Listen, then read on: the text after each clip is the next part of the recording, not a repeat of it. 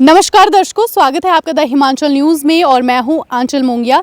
तमाम खबरों को आपके साथ साझा करने से पहले कुछ पंक्तियां हैं जो मैं आप लोगों के साथ साझा करना चाहती हूं, क्योंकि ये जो पंक्तियां हैं ये मेरे द्वारा खुद लिखी जाती है और इन पंक्तियों को साझा करने का उद्देश्य किसी भी व्यक्ति विशेष को ठेस पहुँचाने का नहीं होता। जी हाँ, ये मेरी अपने खुद से लिखी गई होती है और इनको साझा करना मुझे अच्छा लगता है, इसीलिए ये कुछ पंक्तियाँ हैं जो मैं आपके साथ साझा करूँगी। तो अर्ज करती हूँ कि अब उनके पास बहुत ज़्यादा लोग आने जाने लगे थे। अब उनके पास बहुत ज़्यादा लोग आने जाने लगे थे। कुछ लोग किसी का दिल दुखाने में लगे थे, कुछ लोग एक दूसरे को मिटाने में लगे थे। पता करो कि दिल दुखाने वाले कैदी तो नहीं बन गए। पता करो कि दिल दुखाने वाले कैदी तो नहीं बन गए, क्योंकि उनमें से कुछ लोग थाने में लगे थे। जी हाँ, तो चलिए खबरों की शुरुआत करते हैं। तो खबरों की शुरुआत करने से पहले एक बात आपको और बता दूं कि इस वक्त आप मुझे देख पा रहे होंगे, कुछ लोग समझ रहे होंगे मैं यहाँ पे क्यों बैठी हूँ। तो यहाँ पर बैठने का मुख्य उद्देश्य ये है कि चंबा जिला के कल्चर और संस्कृति की झलक जो है उसको मैं आप लोगों के साथ साझा कर सकूं, उसको भी साथ में लेती चलूं।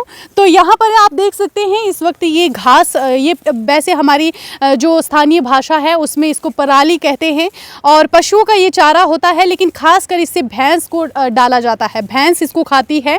और इसीलिए क्योंकि हमारे चंबा जिला में बहुत से ऐसे लोग हैं जिनका मुख्य व्यवसाय पशुपालन है और पशुओं का चारा ये आप देख सकते हैं। तो यहाँ पर बैठना मेरे लिए भी सौभाग्य की बात है कि मैं अपनी संस्कृति और कल्चर के माध्यम से आपके साथ खबरों को साझा करने का प्रयास कर रही हूं।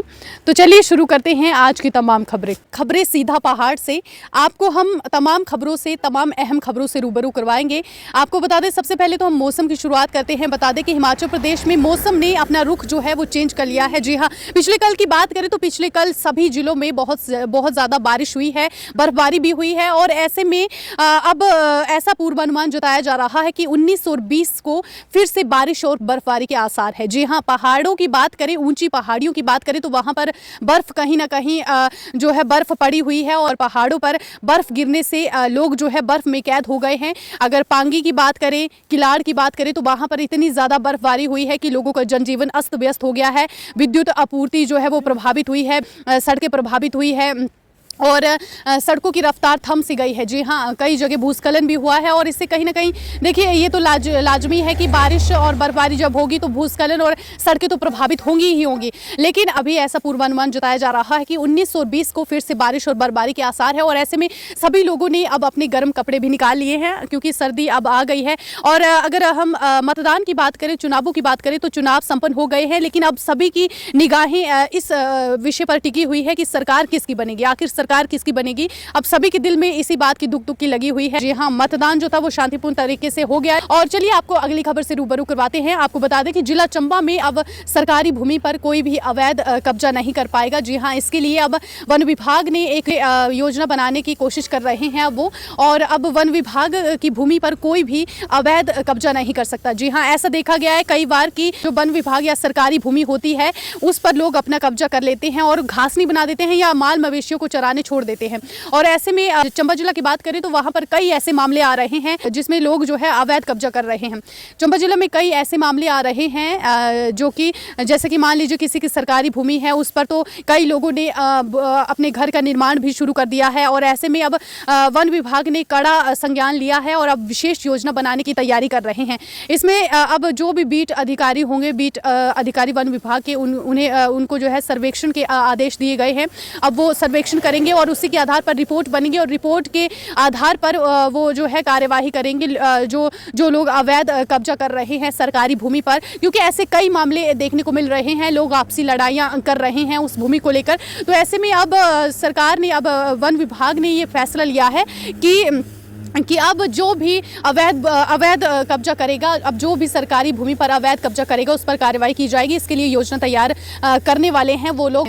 वन मंडलाधिकारी अमित शर्मा ने बताया कि बहुत से ऐसे मामले आ रहे हैं जिला चंबा में, जैसे कि मान लीजिए कोई सरकारी भूमि है, उस पर कोई अपना कब्जा कर रहा है या उसको अपना मान लेता है। तो ऐसे में अब वन विभाग के जो उच्च अधिकारी है उन्होंने एक योजना बनाने की सोची है और अब कोई भी भूमि पर कब्जा नहीं कर सकता। चंबा जिला के जितने भी लोग हैं वो सुन लीजिए, अब किसी भी सरकारी भूमि पर वो अवैध कब्जा नहीं कर सकते। अगली खबर से भी आपको रूबरू करवा देते हैं। जो लोग बिजली के बिल का भुगतान समय से नहीं कर रहे हैं उन पर भी कार्यवाही अमल में लाई जा रही है, नोटिस भेजा जा रहा है उनको। अगर स्यूथा की बात करें तो स्यूथा उपमंडल की अगर बात करें तो वहां पर 110 लोगों ने अभी तक बिजली के बिल का भुगतान नहीं किया है और ऐसे में उनको नोटिस जारी किया गया है। अगर 15 दिन के भीतर वो अपना बिल का भुगतान नहीं करते तो ऐसे में उन पर भी कुछ कार्यवाही अमल में लाई जाएगी। बहुत से ऐसे मामले आते हैं जो समय पर अपने बिजली के बिल का भुगतान नहीं कर पाते लोग, उनके लिए अब ये नोटिस जारी किया गया है कि अगर वो लोग 15 दिन के भीतर ये बिजली का बिल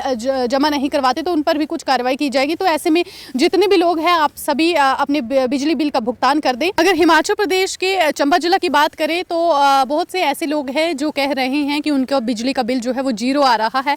तो कहीं ना कहीं अब बिजली बिल में भी राहत प्रदान की गई है सरकार द्वारा।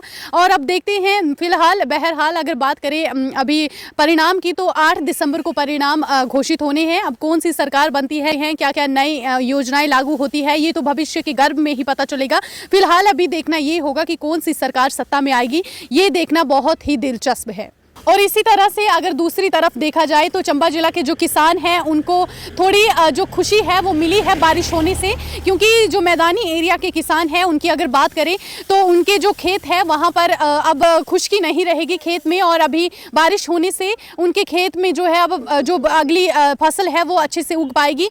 अभी देखिए किसानों की फसलों की बुआई का जो टाइम था वो खत्म हो गया है। अब बुआई तो उन्होंने कर ली है लेकिन अब उगाई का समय है। जी हाँ, अब देखना ये है कि कौन सी फसल किस तरह से उगती है, ये बारिश पे डिपेंड होता है। खासकर चंबा जिला की बात करें तो बहुत से किसान ऐसे होते हैं, अगर ज़्यादा धूप हो जाए तो ऐसे में क्या होता है कि उनको चिंता सताने लगती है कि अब हमारे खेतों में प्रभाव पड़ेगा इसका। लेकिन अगर कई बार ज़्यादा बारिश हो जाए तब भी उन्हें चिंता सताने लगती है कि इस बारिश से कहीं नुकसान ना हो जाए। तो किसानों को हर तरफ, दोनों तरफ से देखा जाए तो बहुत मतलब नुकसान हो सकता है अगर समय के हिसाब से चीज़ें ना हो। जी हाँ, अगर बारिश की बात करें तो बारिश से कहीं ना कहीं पिछले दिन बारिश हुई है तो चंबा जिला के मैदानी इलाकों के जो किसान हैं उनको राहत प्रदान हुई है, क्योंकि उनकी जो फसलें हैं उनमें अब हरियाली आ गई है, हरियाली लौट आई है और ऐसे में अब फसलें जो है अच्छे से उग पाएगी।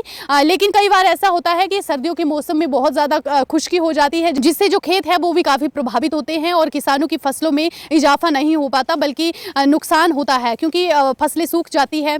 और अगर बारिश होती रहे समय समय पर तो कहीं ना कहीं किसानों को काफ़ी राहत प्रदान होती है, राहत महसूस होती है। फिलहाल अभी देखा जाए बारिश जो बर्फबारी है वो भी होना बहुत ज़रूरी है। लेकिन पांगी की बात करें, किलाड़ की बात करें तो बहुत से लोग ऐसे हैं जो बर्फ के कारण अंदर घरों में कैद हो गए हैं और विद्युत आपूर्ति भी प्रभावित हो गई है। चुरा की बात करें तो बारिश से चुरा के देवी कोठी, टेपा इत्यादि ये जो क्षेत्र है यहाँ पर भी काफ़ी बर्फबारी हुई है। लोगों को कहीं ना कहीं दिक्कतें भी होने लग पड़ी है, लेकिन बारिश भी होना लाजमी है, लेकिन इतनी ज़्यादा भी नहीं कि लोग परेशान हो जाएं, लोगों की विद्युत आपूर्ति जो है वो ठप पड़ जाए और सड़क व्यवस्था जो है वो ख़राब हो जाए। ऐसा बिल्कुल भी नहीं होना चाहिए, जिससे कि कहीं ना कहीं लोगों को नुकसान भी होता है। तो ये थी तमाम अहम खबरें जो मैंने आप लोगों के साथ साझा की। फिलहाल मैं आंचल मोंगिया अभी के लिए इजाज़त चाहती हूँ। ऐसे ही देखते रहिए, जुड़े रहिए द हिमाचल न्यूज़ के साथ। धन्यवाद। अगर सफलता पाना चाहते हैं तो हो जाइए तैयार। सत्यम एजुकेशनल सोसाइटी आपके लिए लेकर आई है कई courses. Satyam college of nursing में आपको GNM, BSc nursing, post basic nursing, MSc nursing के कोर्सेज उपलब्ध है। वहीं सत्यम इंस्टीट्यूट ऑफ वेटनरी फार्मासिस्ट में भी वेटनरी फार्मासिस्ट के कोर्सेज उपलब्ध है। तो कीजिए सत्यम एजुकेशनल सोसाइटी का रुख और कर लीजिए आसमां मुट्ठी में। हमारा पता है village Lanjot, post office Basnur, तहसील शाहपुर, कांगड़ा। अधिक जानकारी के लिए नीचे दिए गए इन नंबरों पर संपर्क कर सकते हैं। नंबर है 9816287750 या फिर 94597172005।